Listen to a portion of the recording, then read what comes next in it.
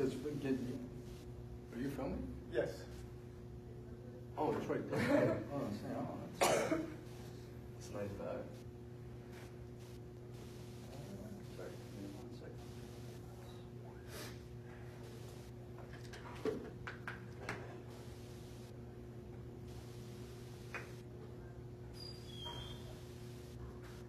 Okay. Do you want to get the door? Yeah.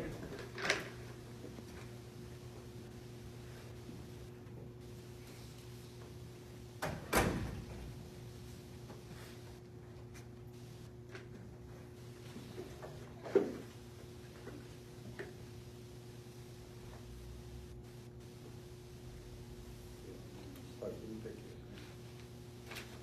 So if I get this, who is that from?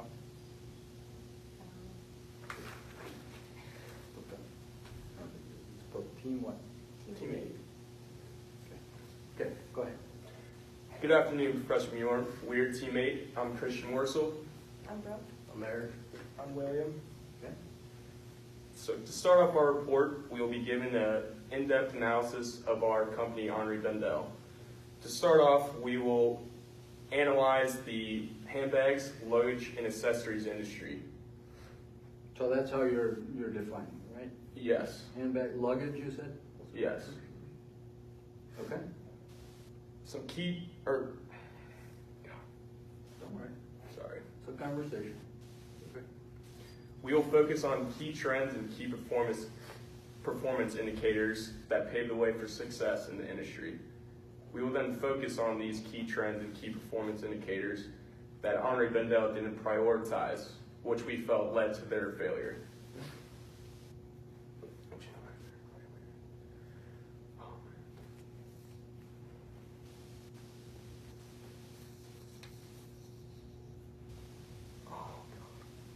We will start off. All right, this is conversation. So are you going to get into like things like e-commerce trends and all of that? How is that? Oh my God, I'm sorry. Don't worry. All right. Being nervous doesn't count against you, in my book. I used to get pretty darn nervous. Okay. The luggage, or the handbags, luggage, and accessories industry includes companies who sell luggage, handbags, jewelry, neckwear and wallets, and also clothing accessories.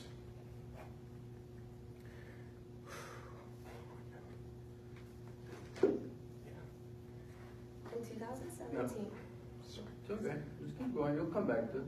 Not a big deal. Yeah.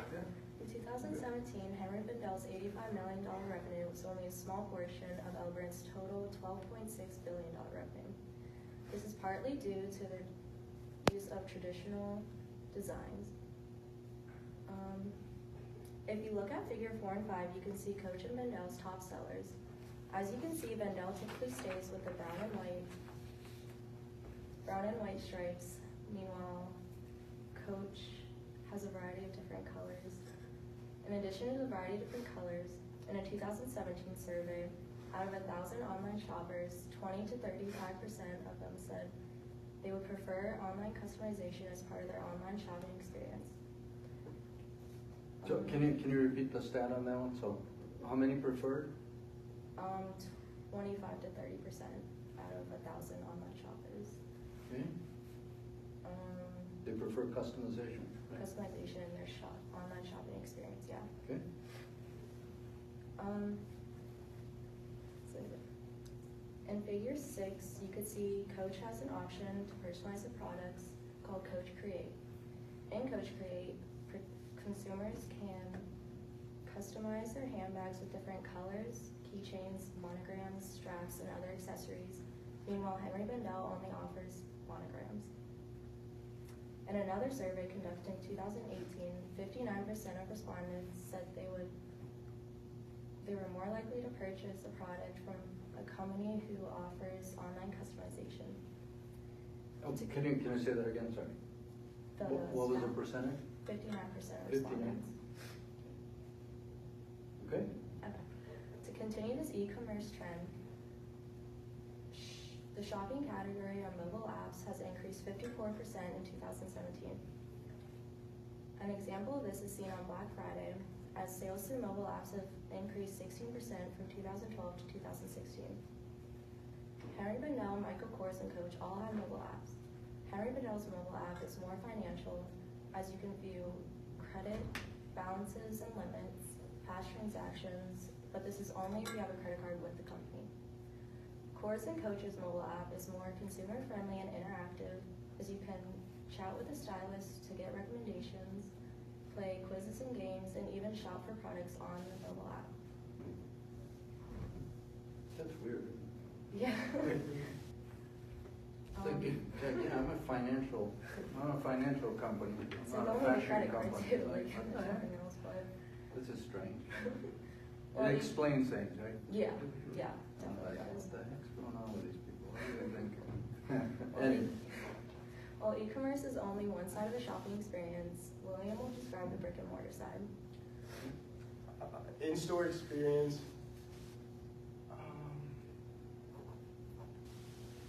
In-store experience is crucial, as more purchases are still made in-store than online in this industry.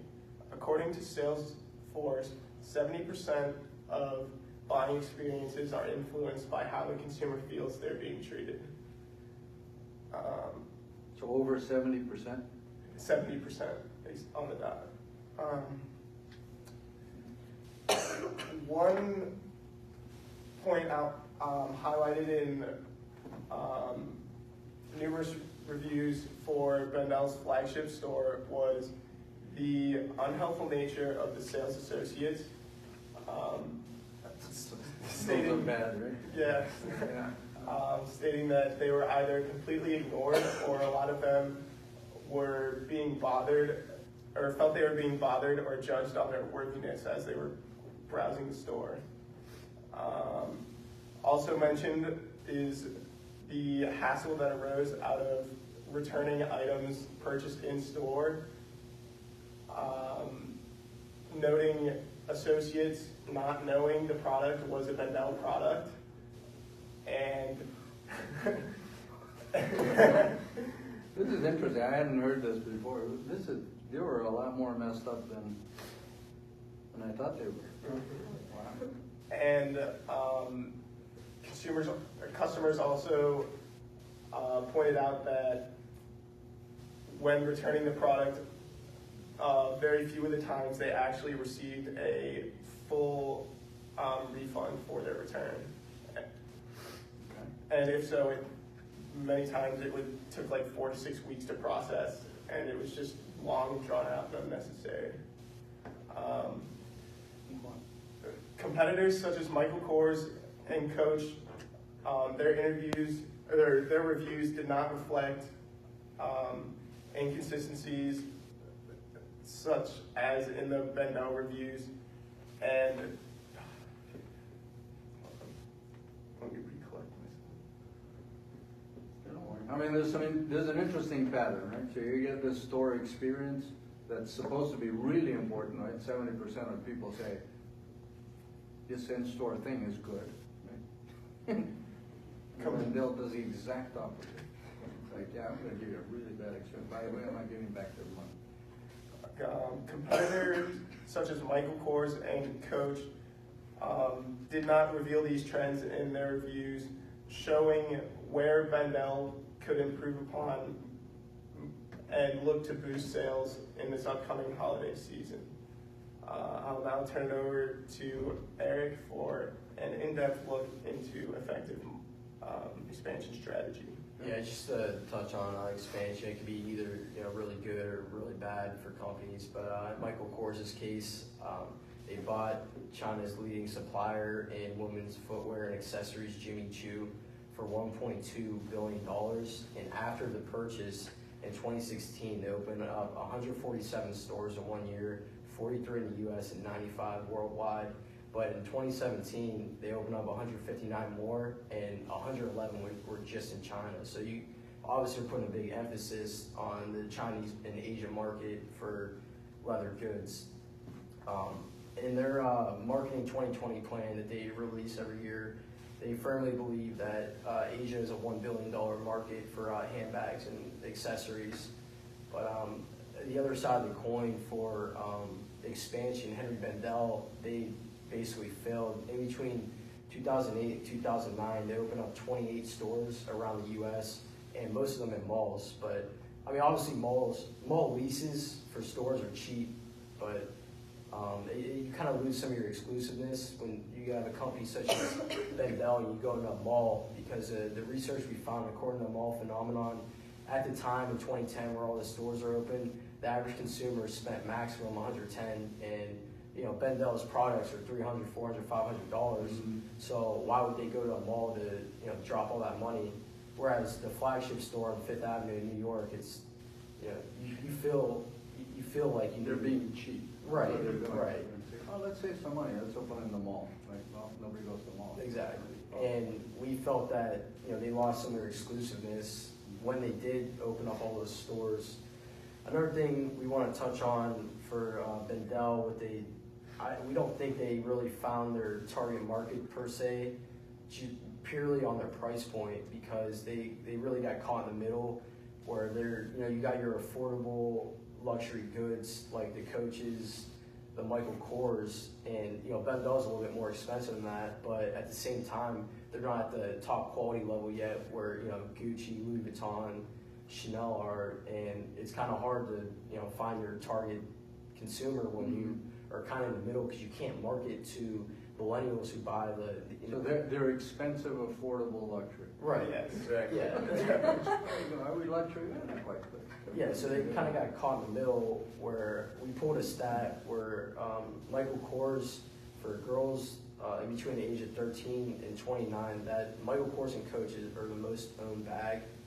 So obviously we kind of connected dots. It's because of their affordable price. I mean, they're not like cheap, but they're like in between Bendel and them, which at the $200 range. I mean, it's expensive at the same time it's affordable. So yeah. we thought at the end of the day, Bendel didn't really know who their target market was per se, and that kind of affected their business model a lot. I'm going to send it over to Lauren to wrap things up. Actually, let me talk about. I just want to pretty much give the main points of my industry analysis earlier that I completely botched. But in 2017, according to IBIS World, this industry is expected to grow annually at a 0.5% rate. And in 2018, the revenues expected to see are $16.4 billion. And as you can see in figure 1, I don't know if you have it up, but by 2024, revenues in the industry are expected to see upwards of $17 billion. So we apologize. We thought that the PowerPoint was going to be up, so when we say like figure 4, figure 3, Yeah, I figured. I thought something. Maybe it was back sorry there, and I about had that. missed it. And to wrap things up, in the end, competitors like Coach and Michael Kors were more successful in adapting to trends in the industry, such as online customization, mobile apps, and expanding into new and rising markets.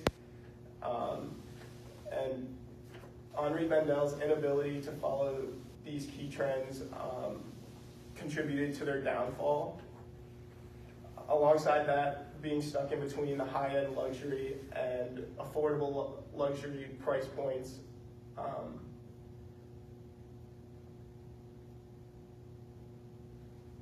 made it difficult for them to find a broad enough consumer base to be profitable in this industry. We'd like to thank our senior partners for all the insight that has been provided And helping us get through, this Henri Bendel closing, totally shifting our project. You guys helped a lot, because at first we were completely lost. But we thank you especially for meeting with us, because you really helped us out. Oh, you're welcome. Anytime.